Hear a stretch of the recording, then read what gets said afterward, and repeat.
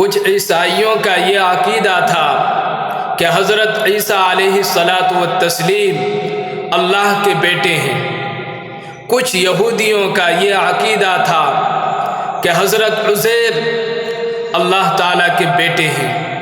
اسی طریقے سے کچھ مشرکین کا یہ عقیدہ تھا کہ ملائکہ فرشتے اللہ کی بیٹیاں ہیں۔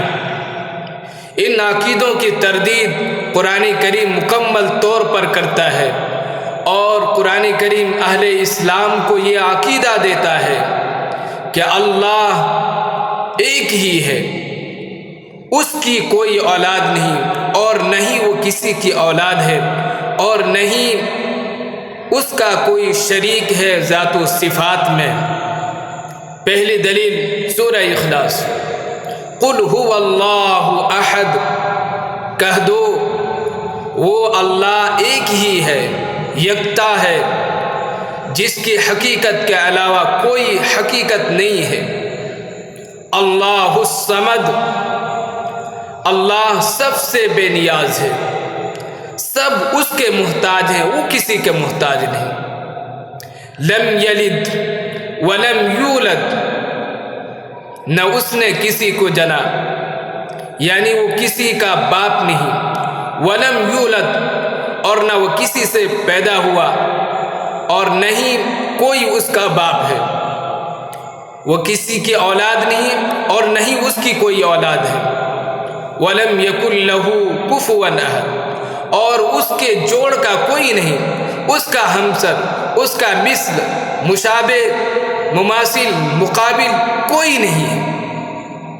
دوسری دلیل سورہ نساء آیت نمبر 171، سبحانہ ان یکون لہ ولد وَلَهُ مَا فِي السَّمَاوَاتِ وَالْأَرْضِ، وہ اس بات سے بالکل پاک ہے کہ اس کی کوئی اولاد ہو، اس کا کوئی بیٹا ہو، اور اسی کی ہے وہ ساری چیزیں جو آسمان میں ہے، زمین میں ہے۔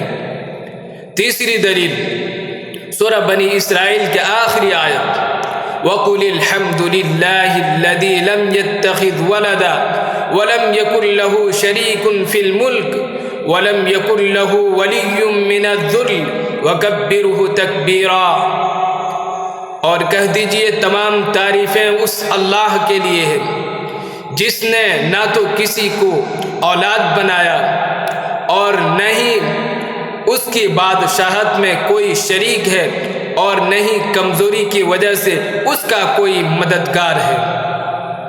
یعنی اہل اسلام کا یہ عقیدہ ہے کہ اللہ ایک ہے، نہ اس کی کوئی اولاد ہے، اور نہ ہی وہ کسی کی اولاد ہے، اور نہ ہی ذات و صفات میں اس کا کوئی شریک ہے۔